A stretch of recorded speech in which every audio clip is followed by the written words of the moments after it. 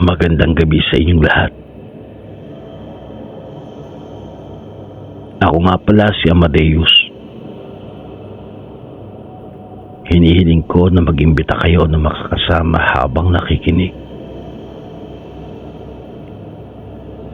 Dahil hindi ninyo kakayaning mag-isa ang mga istoryang ibabahagi ko ngayong gabi.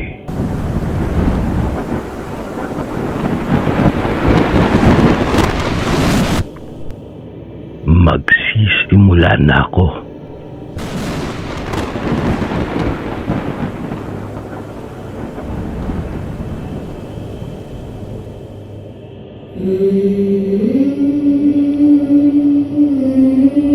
Hindi sa sinisiraan ko itong bayan na ikikwento ko sa inyo. Nagkataon lang na dyan talaga nangyari yung pamabalaghan na naibahagi sa akin ng tiyuhin ng barkada ko. Isa pa, diyan din ako lumaki. Diyan nahubog ang pagkatao ko. Actually, tatlong pangyayari to. Magkakaibang lugar, pero pinag-isa ko na. Taong 1985, Mandaluyong. Mental.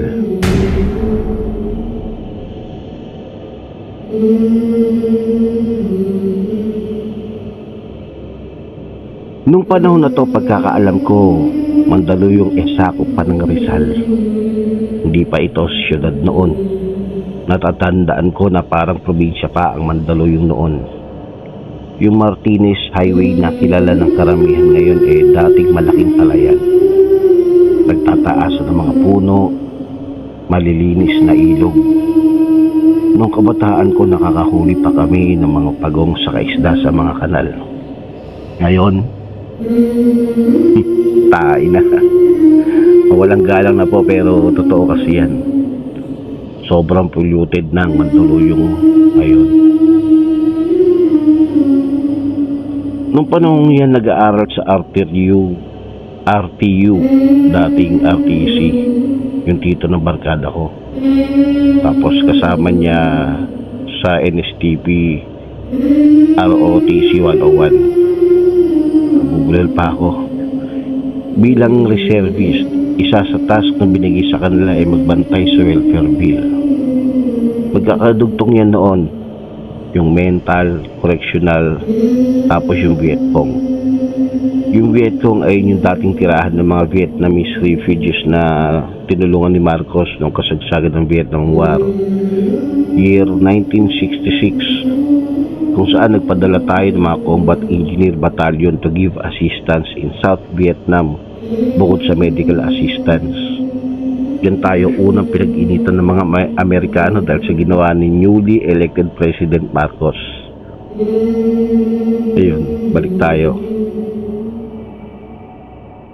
Ayon sa tito ng barkada ko, na-assign yung tiyuhin niya sa may mental hospital.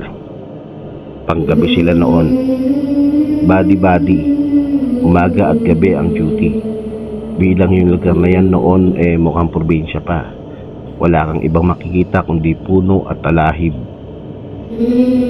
Walang naglalaki ang kalsada at building gaya ngayon. Habang nag-duty, nakaupo daw sila sa may guard house. Nang may narinig silang atungal o ungol. Alam nilang hindi yun sa aso kasi alam naman daw nila kung ano ang pagkakaiba ng atungal ng aso sa atungal na naririnig nila ng mga oras na yun. Sabi pa ng tiyuhin ng barkada ko, hindi daw basta-basta naniniwala yung tiyuhin niya sa mga mali-maligno. Hinahanap niya kung ano o kung kanino nanggagaling yung tunog. Medyo mayabang at gusto niya daw patunayan sa kasama niya na walang aswang sa Maynila. Dala ang flashlight, agad-agad niyang pinuntahan yung lugar kung saan nanggagaling yung tunog. Nagulat daw siya kasi may umuuga sa puno ng balite, kasabay ng mga nagbabagsakang dahon at tuyong sanga. Pinlashlightan niya, inakala niyang bayawak na naghahanap ng makakain. Walang ano-ano ay may nakita siyang malaking maputing tinalang ang nakita niyang umuugoy sa sanga. Parang kinuha daw talaga nito ang atensyon niya. Ang itsura nun, maputi. Yung puti na akala mo binuhusan ng tiyok. Mahaba ang mga braso, payat, tapos kalbo. Nung napansin daw nung nilalang na nakita na siya ng tiyuhin ng kaibigan ko, bigla daw yung tumalon. Sobrang bilis at nagpalipat-lipat sa mga sanga. Saka ito tumalon sa lapag. Natatakot na tito ng kaibigan ko kasi parang nilalaro daw siya. Maya't maya siyang napapalingon kaliwat kanan. Kasi tumalon daw yun mula sa puno para tumatakbo ang nilalang na nakita niya sa paligid niya mismo. Naririnig niya yung hagok. Hindi niya masundan ng tingin kasi sobrang bilis daw nito. Pero nakikita niya yung mga sanga at halaman na nasa paligid niya gumagalaw. Sa sobrang takot daw ng tito ng barkada ko, hindi na siya nakasigaw. Nanigas na lang siya sa kinatatayuan niya. Sabi pa nga nito, napaihi pa daw siya sa pantalon. Noong mga oras na yun siguro nag-alala na rin daw ang kaibigan niya. Agad itong sumunod sa lugar kung saan pumasok tito ng barkada ko. Doon pa lang daw ito nakakilos. Tapos sabay na silang tumakbo pabalik sa poste nila. Ang hirap pa daw noon, di sila makatawag ng backup kasi nga walang cellphone. Hindi kagaya ngayon. Nagpalipas daw sila ng magdamag. Nakikiramdam sa paligid. Naririnig pa din nila yung singasing ng nilalang na nakita nila. Ang nagandahan lang daw mukhang nananakot lang daw yun kasi kung gugustuhin nun na umatake, malamang ginawa na daw nito habang mag-isa pa lang yung tito ng kaibigan ko sa gitna ng gubat. Tapos sobrang dilim pa. Bandang alas 4 ng madaling araw nung nawala yung nilalang kasi may mga dumadating ng mga tao, mga papasok sa trabaho at pupunta sa mental. Pagdating daw ng alas 6 ng umaga, binalikan nila yung lugar. Ang nakita nilang bagas paa na sobrang haba. Ewan kung aswang ba yun o maligno lang. Hindi natin alam. Kinabukasan, nung nalaman lang doon naman daw sila ma-assign, hindi na daw sila nagpa-duty sa may mental. Nagpalipat na sila ng posting.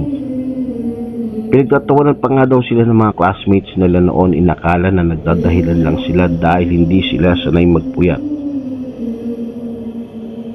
Pangalawang istorya. Correctional. Bata.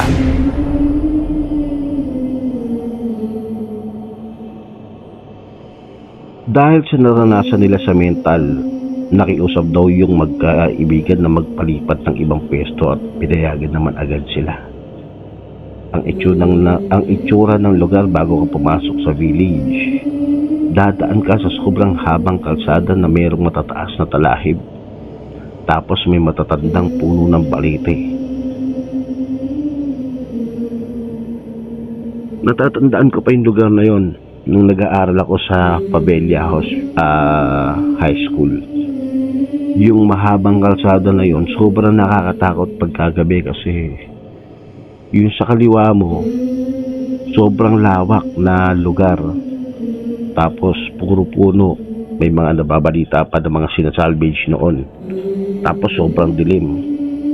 Tapos yung bandang kanan, alam ko may establishmento ron na parang sa DSWD ata yun, yung unang building na yun.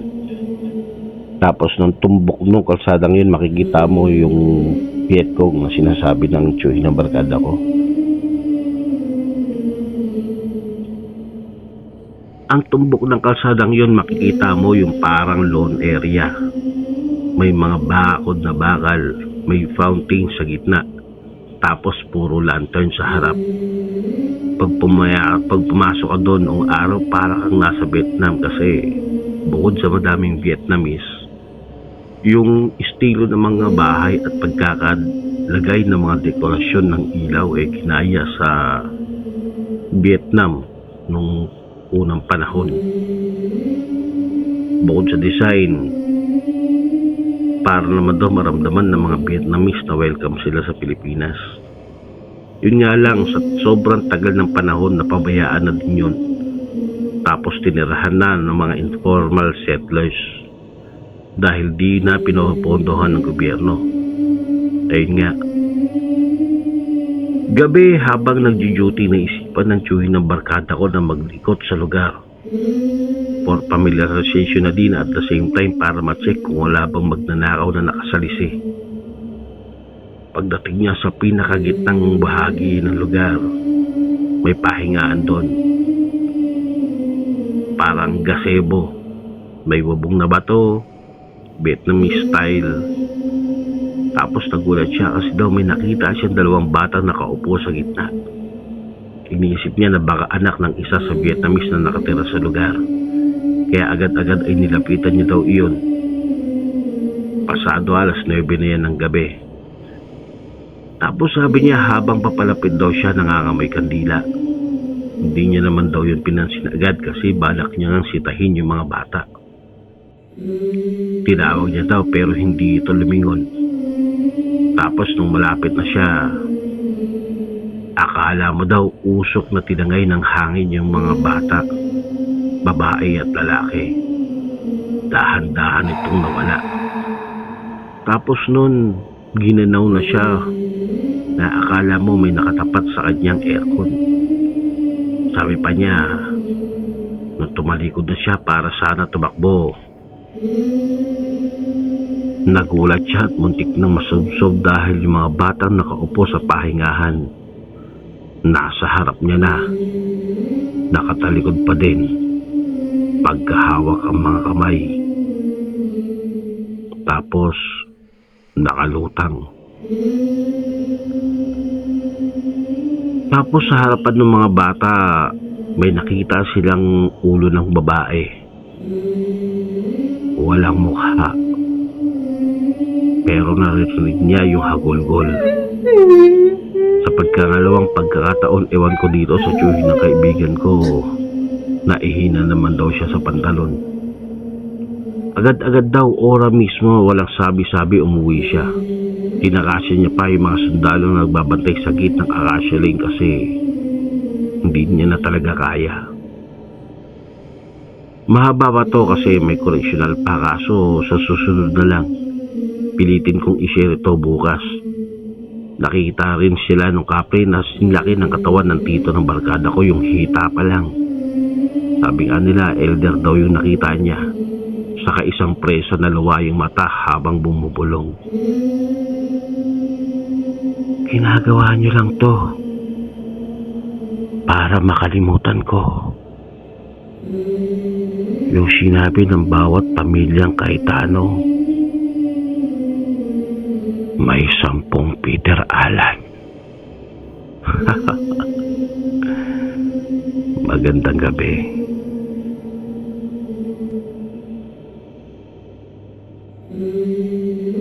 Ito na yung karugtong. Buti nakita ko agad dun sa sa Gmail ko. Itama ko lang yung pamagat nung pangalawang kwento, no? Vietnam, Vietcong yung pamagat nun, hindi correctional. Itong ikwento ko ngayon, ito na yung correctional. Medyo nakakalito lang. Magsisimula na ako.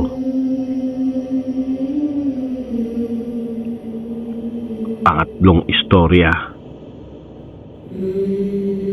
Correctional.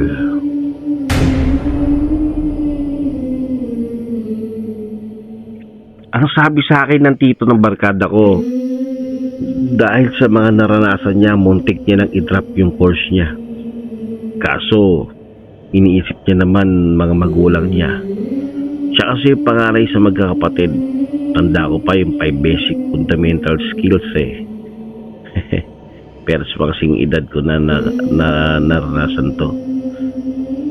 Lead, shoot, move, navigate, and communicate. MS1 saka MS2 yan. Anyway, balik tayo. Hindi pa doon sa dalawang lugar natapos yung karanasan niya. Sumunod na duty niya dahil nga sa tumakas siya ng huling duty niya. Ang parusa sa kanya, kailangan niya mag-duty mag-isa. Wala siyang pagpipilian kung di sumunod. Matapang kasi yung commandant nila. Ang kagandahan lang, umaga na siya nag-duty. Malakas na loob niya kasi umaga na nga. Madaming gising, sabi niya. Mga pulis saka mga presa sa loob. At yon ang akala niya. Kasi nung naatasan siya para magbantay sa area kung saan madaming nakakalusot na lalaki, halos walang tao sa lugar. Mga tambak na gamit lang. Mga lumang kagamitan ng kulungan. Habang naglalaro ng Game & Watch na dala-dalawa niya, may naririnig daw siyang sumisit-sit sa kanya. Pagtingin niya sa sulok, nakita niya isang presa. Hindi naman sa pang-aano, kasi karamihan ng presa doon makatakas lang, nakikipagtalik sa mga prison guard o para magkaroon ng kapit sa loob. Didikit sa mga ito o hindi man sa mga tagalabas. Kaya madaming nabubunti sa loob ng araw. Ang ginawa daw niya, pinagalitan niya pa daw. Sinabihan niya na ibumalik kung saan naka-area yung presa. Pero hindi daw siya nito pinakinggan. Sit-sit lang daw ng sit-sit yun sa sulok. Tapos humahagik-gik. Hindi na daw siya nakapagpigil kaya ang ginawa niya, tumayo siya mula sa pwesto niya sa pinuntahan yung presa. Hindi para patusin, kundi para sana pagalitan. Pero pagdating niya daw sa lugar kung saan nakapwesto yung babae, wala na ito. Siyempre nagtaka siya kung aalis man kasi yun, dadaan daw yun sa harap niya. Wala din kasing ibang lulusutan yun dahil nga bodega yun. Tapos sa labas sobrang sukal na. Wala rin daw yung mapagtataguan dahil walang lugar na pwedeng sumiksik yung tao. Tapos sakto may pumasok na housekeeper kaya nagtanong siya kung may nakasalubong daw na babae habang papunta sa bodega kung saan siya nagbabantay. Ang sinagot daw sa kanya ng housekeeper, Olive. Nako, nabiktima ka sir. 8 taon na yung patay. Nakita yan dyan sa loob ng bodega. Nagbigti. Kasi iniwan ng kabit niyang pulis. Buntis yun nung namatay. Sayang no, maganda pa naman yun. Masanay ka na kasi may bago dito kundi nagparamdam. Magpapakita talaga yun.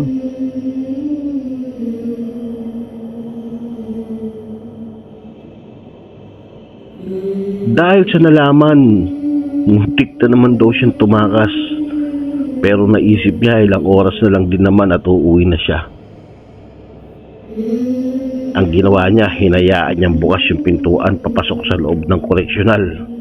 Sa kanya ikinalang yung mga paa niya para daw mabilis siyang makatakbo kung sakaling may mangyari na namang kakaiba. Kakaisip niya daw ng kakaisip ang nangyari. Nagpakita na naman daw iyon sa harapan niya. Hindi nakakatakot ang itsura. Yun nga lang, nakatabingi pa kanan yung ulo nito. Parang bali daw yung leeg. Tapos, halos lumuwa na yung mga mata. Nagsisisigaw siya habang tumatakbo sa takot. Ang matindi daw doon, sumama pa hanggang sa bahay nila. Hindi niya naman daw nakikita pero mabigat palagi yung katawan niya. Kaya dinala siya isang araw ng mga magulang niya sa albularyo. Yang albularyo niya, naabutan ko pa yan noon. Ang tanda kong pangalan niyan si Aling Siting. Ang sabi ni Aling Siting sa kanya, nakusunadahan siya ng babae. Tapos dinescribe pa ni Aling Siting yung babae.